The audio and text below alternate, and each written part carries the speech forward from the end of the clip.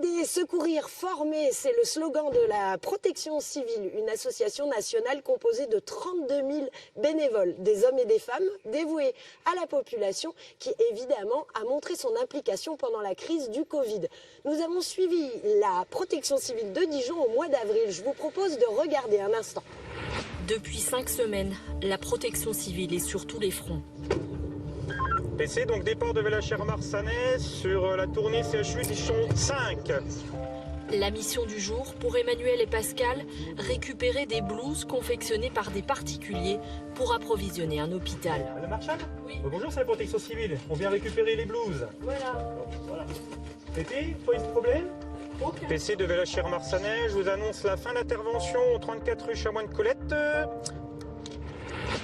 Allez, retour à Chalon-sur-Saône. Nous, c'est avec les bénévoles de la Protection civile de la ville que nous avons rendez-vous. Mais avant, je m'équipe. C'est parti. Bonjour. Bonjour.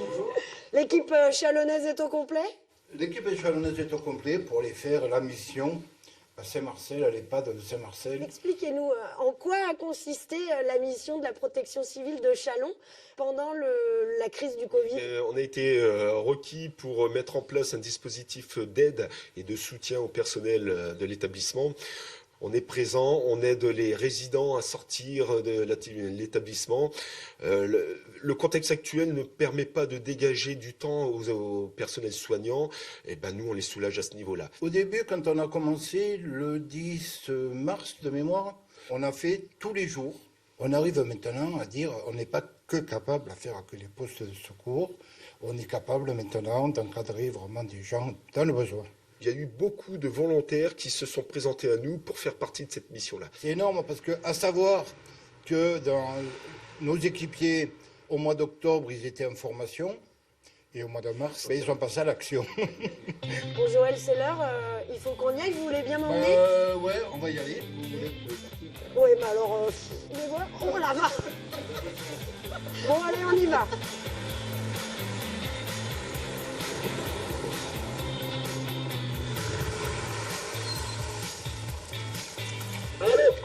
Oui, protection civile.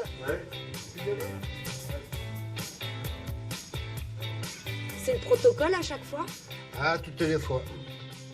Là, disons que bon, on rentre dans le protocole complet d'hygiène que le directeur a fait.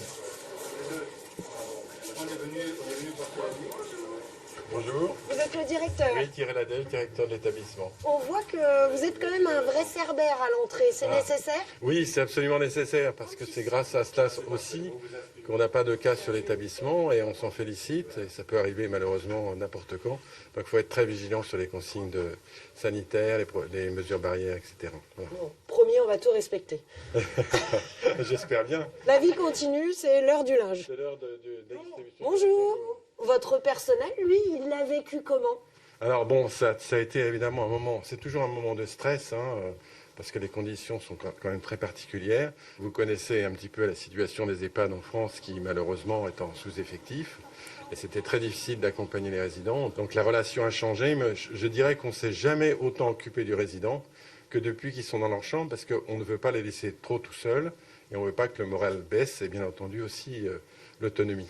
On ne pensait pas qu'on aurait l'aide de la protection civile et franchement ça a été une aide fantastique parce qu'on a pu faire beaucoup plus de choses.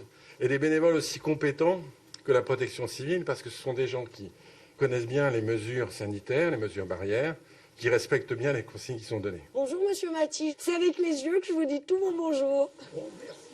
Alors on leur apporte essentiellement une aide physique pour les sortir, mais les résidents le voient plus comme un accompagnement personnel.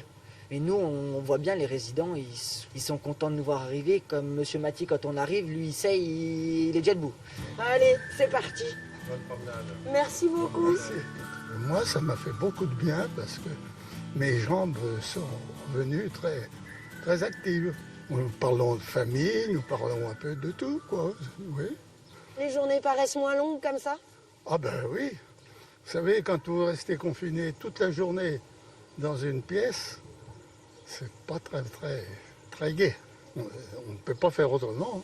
Pour l'instant. Ben non. Il faut appliquer les consignes. Je vous laisse encore vous promener un petit peu.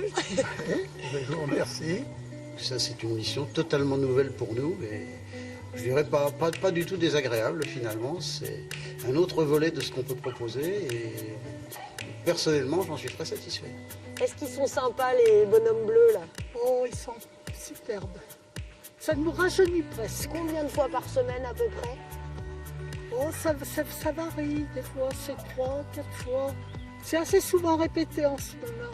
Moi, je ne sais pas ce que c'est que de m'ennuyer. Alors, ça ne me gêne pas d'être confiné. Bon, évidemment, la seule chose qui manque, c'est les enfants. Mais enfin, avec le téléphone, je les ai souvent. Très, très souvent. Bon, bah, vous la philosophe, en fait, hein. Un peu de compagnie, un jardin, des beaux rosiers et la vie tout ce est qu'il belle. faut pour être heureux.